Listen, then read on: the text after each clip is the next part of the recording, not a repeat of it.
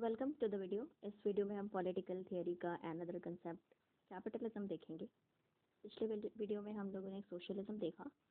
इस वीडियो में कैपिटलिज्म और सोशलिज्म का कंपैरिजन भी करते हुए चलेंगे।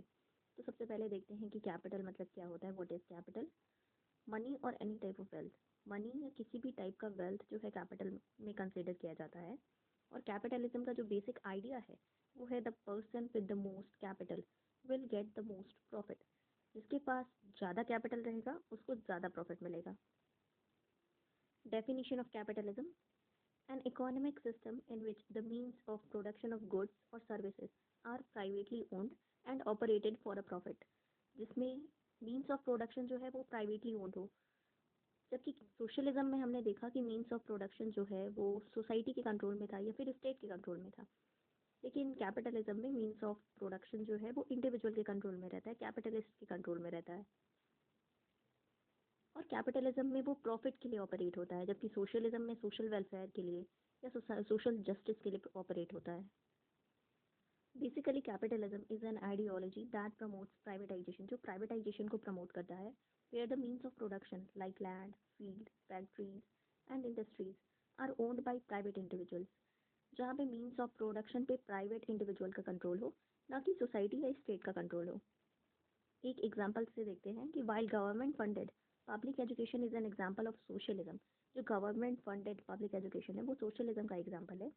जबकि प्राइवेट एजुकेशन देख सकते हैं कि किस तरीके से प्योर कैपिटलिज्म का फॉर्म ले रहा है। Common feature of all type of capitalism: first is privatisation, second is less government interference. Most capitalist believe that government has no business to be in business. इसका मतलब ये है कि देख भाई, अपने काम से काम रख, जितना इंटरफेयर करना है उतना ही कर, ज़्यादा इंटरफेयर करने की ज़रूरत नहीं है। तो कैपिटलिस्ट बिलीव करते हैं लेजर फेयर थियरी में। लेजर फेयर थियरी क्या होता है कि लीव द इंडिविजुअल अलोन, मतलब इंडिविजुअल को अलोन छोड़ दो, स्टेट का ज़्यादा इंटरफेयर नहीं होना चाहिए। Third is free market and competition. Fourth is money begets money, यानी पैसे से ही पैसा बनता है। हिस्ट्री ऑफ कैपिटलिज्म देख लेते हैं कि कहाँ से कैपिटलिज्म ओरिजिनेट हुआ। तो the oldest example of capitalism is feudalism, जो बहुत पुराना एग्जाम्पल है या प्योरेस्ट एग्जाम्पल कह सकते हैं या ओल्डेस्ट एग्जाम्पल, वो फ्यूडलिज्म है। जो 10th सेंचुरी के अराउंड जो फ्यूडलिज्म प्रीवेल था वही फ्यूडलिज्म। तो इसे प्रिमिटिव फॉर्म ऑफ कैपिटलिज्म भी कह सकते हैं। This was around 10th century when landlords occupied land and the farmers and the labourers who worked on land worked tirelessly to grow crop. Landlords जो थे रहते थे वो लैंड ऑक्यूपाई कर लेते थे, और जो फार्मर्स थे या वर्कर्स थे या लेबरर्स थे वो टायरलेसली उस लैंड पे काम करते थे। But all the profit from the land was used to be taken by the landlord. लेकिन जो भी प्रॉफिट होता था वो लैंडलॉर्ड ले लेता था। And the farmers hardly earned enough to get by, और फार्मर्स को बहुत कम पैसा मिलता था। तो यहीं से शुरू होता है एक्सप्लॉयटेशन भी वर्कर्स का या फार्मर्स का। जो मॉडर्न कैपिटलिज्म है वो स्टार्ट हुआ 16-17 सेंचुरी के अराउंड ब्रिटेन और नेदरलैंड में। जैसे कार्ल मार्क्स जो हैं सोशलिज्म के फादर हैं या कम्युनिज्म या सोशलिज्म के फादर हैं, वैसे ही Adam Smith is the father of capitalism. Capitalism के फादर एडम स्मिथ हैं। अब एडम स्मिथ के बारे में कुछ देख लेते हैं। एडम स्मिथ कैपिटलिज्म के फादर हैं, ये रहे एडम स्मिथ, और ये रहा कैपिटलिज्म, फादर ऑफ कैपिटलिज्म है। और इन्होंने बुक लिखी है द वेल्थ ऑफ नेशन, जो कि 1776 में पब्लिश हुई, और इसको एक और नाम से जानते हैं, दैट इज़ इनविजिबल हैंड। तो ये उन्होंने बुक लिखी। In the book he talked about a policy of laissez faire. Laissez faire जो एक फ्रेंच वर्ड है जिसका मतलब होता है leave the individual alone, leave me alone. तो इसी बुक में इन्होंने लेजर फेयर की बात की, जिसमें इन्होंने कहा कि स्टेट का इंटरफेरेंस कम होना चाहिए, इंडिविजुअल को अलोन छोड़ देना चाहिए। The government should leave the economy alone and should not interfere. From here free market capitalism started, और यहीं से फ्री मार्केट कैपिटलिज्म शुरू हुई। Capitalism also favour division of labour. Capitalism ने डिविजन ऑफ लेबर को फेवर किया, specialisation को favour किया। जबकि कार्ल मार्क्स ने इसे क्रिटिसाइज किया है डिवीजन ऑफ लेबर और स्पेशलाइजेशन को। By implementing these ideas industrial revolution began where large factories were establish.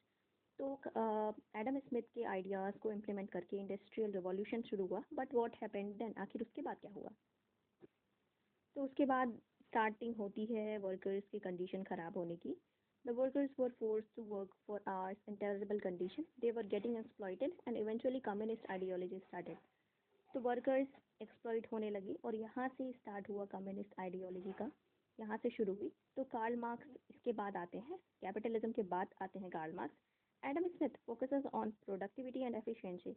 Adam Smith ने तो प्रोडक्टिविटी और एफिशिएंसी पे फोकस किया, लेकिन देख लेते हैं कि कार्ल मार्क्स ने क्या किया।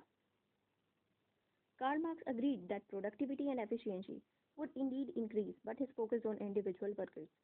कार्ल मार्क्स ने एग्री किया कि प्रोडक्टिविटी और एफिशिएंसी तो इंक्रीज होनी चाहिए, लेकिन उनका जो मेन फोकस था वो इंडिविजुअल वर्कर पे था। उनके अकॉर्डिंग अगर इंडिविजुअल वर्कर पे फोकस करेंगे तो ये दोनों तो ऑटोमेटिकली इंक्रीज हो जाएगा। He says that a worker would feel alienated if he works on repetitive task. अगर वो हमेशा रेपिटेटिव टास्क पर काम करता रहे तो वो उसमें एलिनेशन की फीलिंग आ जाएगी। यहाँ पे मिसप्रिंट है, यहाँ पे ही होगा। तो Karl Marx believe that specialization would make the workers easily replaceable and capitalist would get more power to exploit the worker. तो कार्ल मार्क्स के अकॉर्डिंग अगर स्पेशलाइजेशन है तो वर्कर्स इजीली रिप्लेस हो जाएंगे कि आपके पास ये स्पेशलाइजेशन नहीं है, आपके पास ये स्पेशलाइजेशन नहीं है, और फिर कैपिटलिस्ट के पास और पावर आ जाएंगी वर्कर्स को एक्सप्लॉइट करने के लिए। The ideas of Karl Marx and Adam Smith are two perspective of the same situation. अब इसको समझने के लिए हम लोग को इनका देखना पड़ेगा कि ये लोग किस एरा में जन्मे और क्या कंडीशंस थी। Remember that both of them were born in different eras. Adam Smith जो कि कैपिटलिज्म के फादर हैं वो जन्मे 1723 में, जबकि कार्ल मार्क्स 1818 में। तो दोनों अलग अलग टाइम पे जन्मे। जब एडम स्मिथ ने इंडस्ट्रियल रिवॉल्यूशन को प्रमोट किया, उसके बाद इंडस्ट्रियल रिवॉल्यूशन स्टार्ट हो गया। इंडस्ट्रियल रिवॉल्यूशन जब अपने पीक पे था तो कार्ल मार्क्स का जन्म हुआ, और फिर ये देखते हुए बड़े हुए कि कैसे वर्कर्स को इंडस्ट्रीज में एक्सप्लॉइट किया जा रहा है। तो इसी के रिएक्शन के थ्रू इन्होंने सोशलिज्म का प्रिंसिपल दिया। यहाँ देख लेते हैं, 1790 was a time when the industrial revolution had just begun and Karl Marx grew up seeing the workers being exploited in the factories. तो फैक्ट्रीज में वर्कर्स को एक्सप्लॉइट होते हुए कार्ल मार्क्स ने देखा है, और फिर इन्होंने ये कंसेप्ट दिया सोशलिज्म का। तो दोनों का पर्सपेक्टिव अलग अलग है, दोनों का टाइम पीरियड अलग है, और इससे ये भी पता चलता है कि कैपिटलिज्म पहले आया और उसके रिस्पॉन्स में आया सोशलिज्म। क्रिटिसिज्म देख लेते हैं, इनइक्वालिटी एंड एक्सप्लॉइटेशन। मतलब इस सिस्टम से इनइक्वालिटी डेवलप होता है, सोसाइटी में इनइक्वालिटी डेवलप होता है वर्कर्स का और कैपिटलिस्ट, दो क्लास बन जाती हैं। उसके बाद अनरिलायबिलिटी एंड इनस्टेबिलिटी, अनरिलायबल है ये। उसके बाद इन्वायरमेंटल इम्पैक्ट पड़ता है, अब इंडस्ट्रीज लगेंगी तो इन्वायरमेंट को इम्पैक्ट तो लगेगा ही। उसके बाद कमोडिफिकेशन एंड एलिनेशन, वर्कर्स में एलिनेशन आने लगता है। इरोजन ऑफ ह्यूमन राइट का इरोजन होता है। Anti democratic and imperialist, lack of social welfare, इसमें सोशल वेलफेयर की बात नहीं की जाती है, जबकि सोशलिज्म में सोशल वेलफेयर की बात की जाती है। तो ये था कैपिटलिज्म। दो आइडियाज़ हमने कर लिए, सोशलिज्म और कैपिटलिज्म। इसके बाद हम जो नेक्स्ट आइडियाज़ हैं उनको देखेंगे। So thank you, please subscribe.